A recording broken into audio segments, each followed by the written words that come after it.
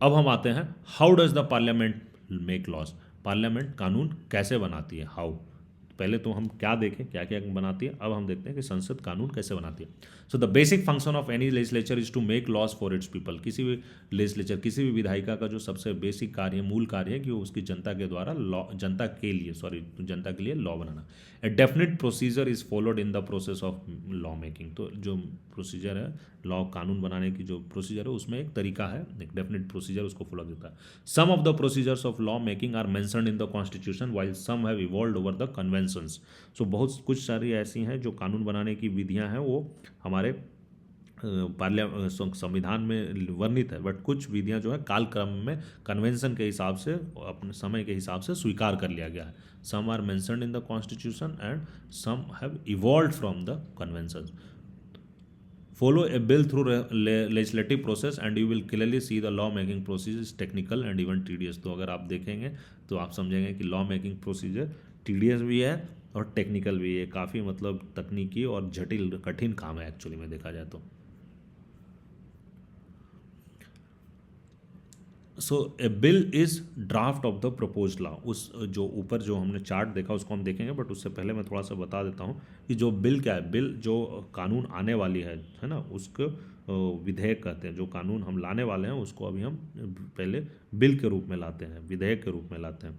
There can be different types of bill, है ना, बहुत भिन्न भिन्न प्रकार के बिल्स होते हैं। When A minister proposes the bill it is called private sorry when a non minister propose bill it is called private members bill. अगर कोई मिनिस्टर नहीं है वो अगर बिल ला रहा है, when a non minister proposes bill it's called private members bill. तो अगर कोई मिनिस्टर ला रहा है तो वो नॉर्मल बिल है, लेकिन अगर वो कोई नॉन मिनिस्टर के द्वारा लाया जा रहा है तो उसको हम प्राइवेट मेंबर बिल के नाम से जानते हैं, निजी सदस्यों का बिल कहते हैं। A bill proposed by minister is described as the government bill. और जो बिल मिनिस्टर के द्वारा लाया जा रहा है उसको हम सरकारी बिल कहते हैं, कुछ सरकार के द्वारा लाया जा रहा बिल है, सरकारी विधेयक कहते हैं। इससे पहले हम थोड़ा सा ये देखते हैं कि कैसे कानूनी प्रक्रिया कैसे चलती है।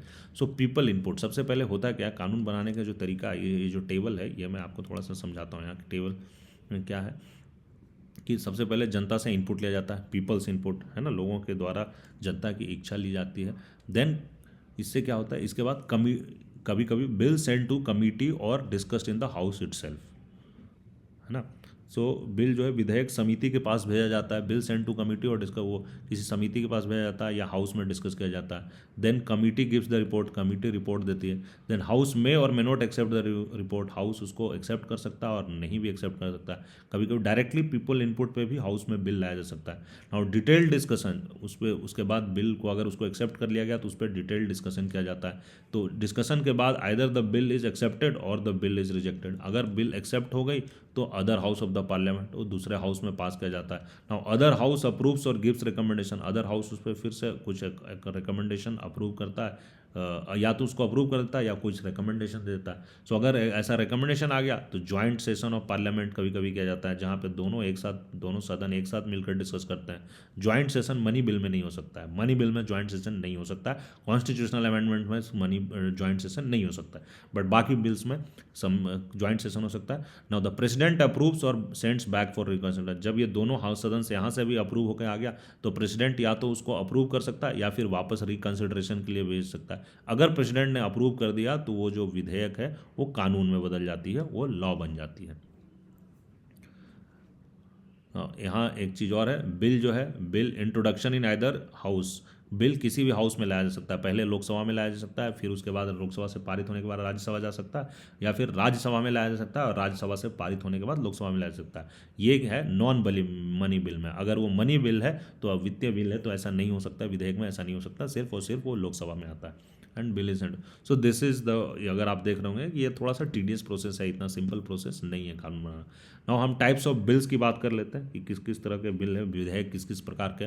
तो सबसे पहले गवर्नमेंट बिल हो गया, है ना। गवर्नमेंट बिल मैंने आपको बताया सरकारी विधेयक या किसी मेंबर के द्वारा लाया जाता है, बेसिकली सॉरी ये किसी मिनिस्टर के द्वारा लाया जाता है, वो गवर्नमेंट बिल कहते हैं। प्राइवेट मेंबर्स बिल हो गया, निजी व्यक्ति का है ना बिल हो गया, अगर वो किसी मिनिस्टर के द्वारा नहीं लाया गया, अगर किसी निजी सदस्य के द्वारा अदर देन मिनिस्टर लाया है, तो इसको प्राइवेट मेंबर बिल कह सकते हैं। सो दिस कैटेगरी में बिल को दो भाटों में डिवाइड किया गया, government bill, private member bill, government bill, private member, two types of bills. Now another factor हम लेते हैं, उसके बेसिस पे बिल को फिर टू टाइप्स में डिवाइड किया गया है, मनी बिल और नॉन मनी बिल, वित्त विधेयक है ना, गैर वित्त विधेयक। सो चार टाइप हम नहीं कहेंगे, don't get confuse, it is four types of bill, no no, again bills are of two types on the basis कि इसको लाने वाला कौन है, लाने वाला कौन है उसके बेसिस पे दो तरह के बिल होते हैं, है ना। Who is the person who is the initiator of the bill, introductor of the bill, है ना, इनिशिएटर। तो इनिशिएटर के बेसिस पे दो तरह के बिल होंगे, गवर्नमेंट बिल, प्राइवेट मेंबर में। और टाइप इसका, व्हाट टाइप मतलब उसका क्या कंटेंट है, उस किस तरह से है, उसको डिसाइड किया जाता है, उसका टेक्स्ट के ऊपर डिसाइड किया जाता है कि यह मनी बिल है या नॉन मनी बिल है। नाउ नॉन मनी बिल में भी दो तरह के होते हैं, एक ऑर्डिनरी बिल, अगर नॉन मनी बिल है तो वो भी दो तरह के हैं, उसमें फिर से एक आ गया, एक ऑर्डिनरी बिल्स, साधारण बिल, है ना, साधारण विधेयक, सामान्य विधेयक, और दूसरा है constitutional amendment bill, constitutional amendment bill, ये संविधान संशोधन बिल।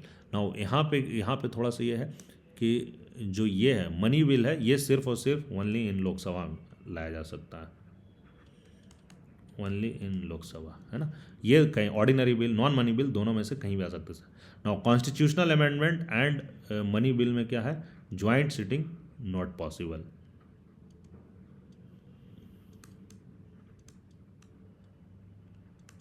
ज्वाइंट सिटिंग यहाँ पे नहीं हो सकता है, बट इसमें ऑर्डिनरी बिल में दोनों में से लाया जा सकता है, लोकसभा में भी लाया जा सकता है, राज्यसभा में भी लाया जा सकता है, और चाहे तो इसकी बाद में ज्वाइंट सेशन भी किया जा सकता है, ज्वाइंट सीटिंग में भी इसको पारित किया जा सकता है। तो ये हो गया ऑर्डिनरी बिल और constitutional money bill pay differences हो गए बिल्स में। Now, even before a bill is introduced in the parliament, there may be a lot of debate on the need for introducing such a bill. तो bill को, विधेयक को parliament में आने से पहले ही बहुत सारा डिबेट हो जाता है कि ज़रूरत पड़ जाती है कभी कभी कि ये बिल आना भी चाहिए नहीं। A political party may pressurise the government to initiate bill, कोई भी जो राजनीतिक दल है वो सरकार के ऊपर दबाव बना सकती है कि बिल को लाने के लिए, है ना, in order to fulfil its election promise और to improve its chance of winning forthcoming election. तो अपना इलेक्शन प्रॉमिस को पूरा करने के या अगले इलेक्शन में अपना चांस, विनिंग चांस को जानने के लिए वो सरकार के ऊपर दबाव बना सकता है, pressurise the government to initiate bill. Interest groups, media and citizens forum may also persuade the government for a particular legislation. तो कभी कभी जो होता है इंटरेस्ट ग्रुप्स हैं या मीडिया है या जो नागरिकों के सिटीजन्स फोरम है, सो दे ऑल्सो कभी कभी सरकार को मनाती है कि भाई कोई एक पर्टिकुलर खास एक बिल लाया जाए। लॉ मेकिंग इज दस not merely a legal procedure but also a political course of action. तो हम देख रहे हैं कि ये सिर्फ और सिर्फ लीगल मुद्दा नहीं है, ये बहुत हद तक पॉलिटिकल मुद्दा भी है, इसमें एक पॉलिटिकल कोर्स ऑफ एक्शन भी है ना। The preparation of bill itself involves many considerations such as resources required to implement the bill, the support or opposition that the bill is likely to produce, the impact that law may have on the electoral prospect of the ruling party etc. तो हम यहाँ देखते हैं कि जो bill जो कान लाया जा रहा है उस वही सब चीज़ें, बहुत सारी चीज़ें डिसाइड करती है, उसमें बहुत सारा चीज़ है कि उनको क्या रिसोर्सेज रिक्वायर्ड, इस बिल को लाने में लिए क्या क्या रिसोर्स लग रहे हैं ना, और इस बिल को अगर हम लाएंगे तो इसको ऑपोजिशन से सपोर्ट मिलेगा या विरोध होगा, है ना, जनता इसको सपोर्ट करेगी या विरोध करेगी, जनता के माइंड में क्या इम्पैक्ट बनेगा, द इम्पैक्ट दैट लॉ में हैव ऑन द इलेक्ट्रोल पर्सपेक्ट। जो जी पार्टी है, जो रूलिंग पार्टी है, उसके चुनाव, ऐसा नहीं कि ऐसा बिल लाए तो उससे चुनाव हारने की बात बन जाए, कहीं ऐसा ना हो कि जनता का मूड बिगड़ जाए और जनता उसके खिलाफ हो जाए। सो ये सब चीज़ों को, मुद्दों को डिसाइड किया जाता है बिल लाने से पहले। और जहाँ पे अब जिस एरा में हम जी रहे हैं, कॉलिशन पॉलिटिक्स के एरा में जी रहे हैं, जहाँ पे गठबंधन की सरकारें जनरली रहती हैं, so bill proposed by the government has to be acceptable to all partners of the coalition. यहाँ पे कॉलिशन के, गठबंधन के जितने भी पार्टनर्स हैं, सबको ये बिल मंजूर होना चाहिए। So such practical consideration can hardly be ignored, and the cabinet consider all this before arriving at a decision to enact it. तो कैबिनेट इन सभी चीज़ों को सोच विचार करने के बाद ही बिल को लाता है ना मंत्रिमंडल। So once the cabinet approves the policy behind the legislation, the task of drafting the legislation begins. तो एक बार जब कैबिनेट अप्रूव कर देता है कि हाँ ये पॉलिसी को लाना है, कानून बनाने के लिए एक ऐसी नीति लानी है, then the task of the जो लेजिस्लेशन है उसका ड्राफ्टिंग स्टार्ट होता है। The draft of any bill is prepared by the concern ministry. जो जिस बिल को लाया जा रहा उसकी जो मिनिस्ट्री है, कंसर्न मिनिस्ट्री है, वो उसका ड्राफ्टिंग करती है। For instance a bill raising the marriageable age of girls from 18 to 21 will be prepared by the law ministry. So जैसे अगर जो गर्ल्स का एज है, मैरिजेबल एज है, वो 18 साल से अगर 21 साल बढ़ाना है, तो ऐसा जो बिल होगा वो लॉ मिनिस्ट्री के द्वारा लाया जाएगा, क्योंकि ये कानूनी चीज़ में बदलाव लाया जा रहा है, तो ये कानूनी चीज़ में अफेक्ट किया जा रहा है, तो ये लॉ मिनिस्ट्री लाएगा। The ministry of women and child welfare में ऑल्सो इन्वॉल्व इन इट, और जो महिला और बाल विकास वेलफेयर मंत्रालय है उसको भी इसमें इन्वॉल्व किया जा सकता है। With in the parliament A bill में बी इंट्रोड्यूस्ड इन लोकसभा और राज्यसभा और by A member of the house, है ना। तो लोकसभा या राज्यसभा किसी में आ सकता है, इंट्रोड्यूस इन द लोकसभा और Rajya Sabha by A member of the house. Generally सदन के किसी सदस्य के द्वारा ही आएगा, बट जनरली क्या होता है, generally but often A minister, but generally एक मंत्री के द्वारा लाया जाता है, ठीक है, जो उस मंत्री जो सब्जेक्ट के लिए जिम्मेदार है उसके द्वारा लाया जाता है। A money bill can be introduced in only in Lok Sabha, जैसा कि मैंने बताया कि जो वित्त विधेयक है, मनी बिल है, वो सिर्फ और सिर्फ लोकसभा में आ सकते हैं। And once pass there it is sent to the Rajya Sabha, Lok Sabha में पास होने के बाद ही वो राज्यसभा में जाता है।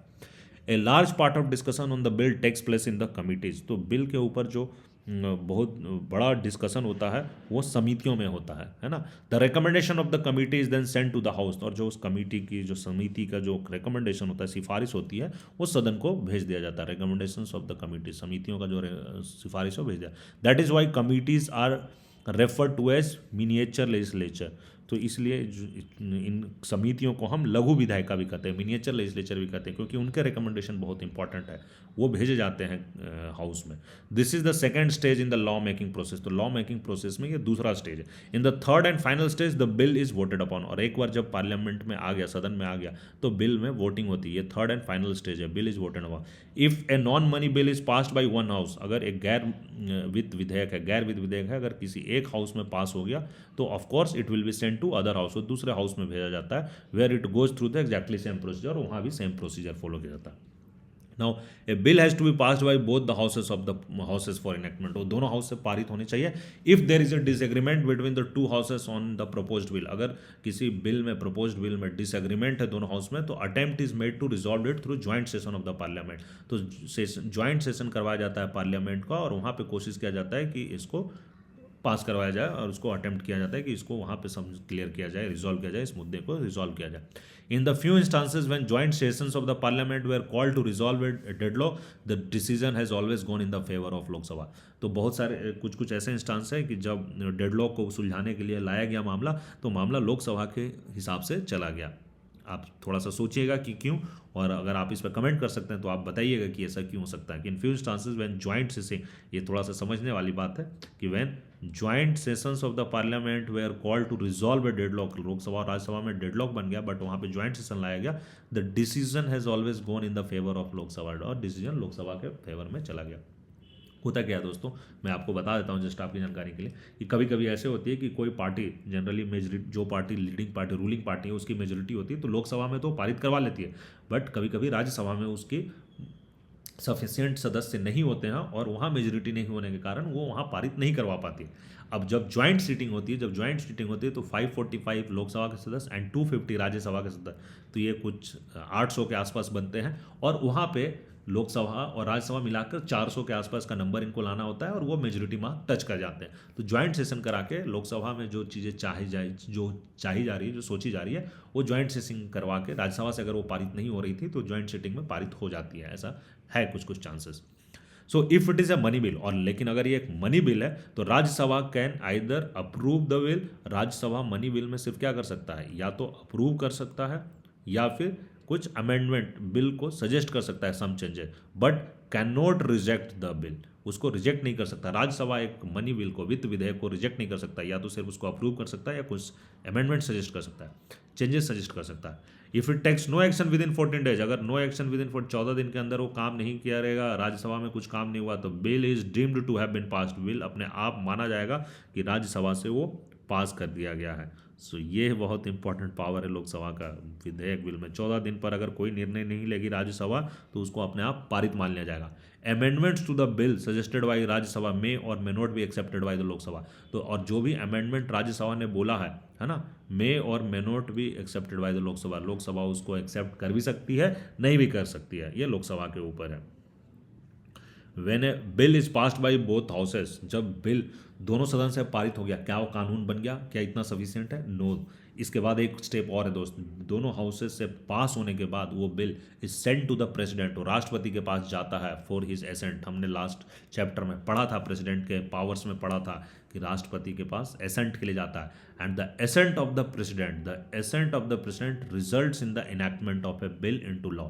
और राष्ट्रपति के सिग्नेचर के साथ, राष्ट्रपति के स्वीकृति के साथ ही वो विधेयक एक कानून बन जाता है। तो जब तक राष्ट्रपति का उस पर सिग्नेचर नहीं होगा वो विधेयक कानून नहीं बनेगा। इवन इफ और लोकसभा राज्यसभा दोनों से पारित हो गया है, राष्ट्रपति का सिग्नेचर होना जरूरी है। और यहाँ पे मैंने आपको बताया था pocket veto, president can use certain vetoes and pocket veto is one of them. और ये पॉकेट वीटो क्या है ये आपको याद होना चाहिए अगर आपने मेरे पुराने लेक्चर्स को सुना है एग्जीक्यूटिव वाले, और अगर नहीं सुने तो आप उसमें वापस जाइए और वहाँ राष्ट्रपति के पावर्स को पढ़िए, और उसमें उनके राष्ट्रपति की जो वीटो पावर है वो आपको समझ में आ जाएगा।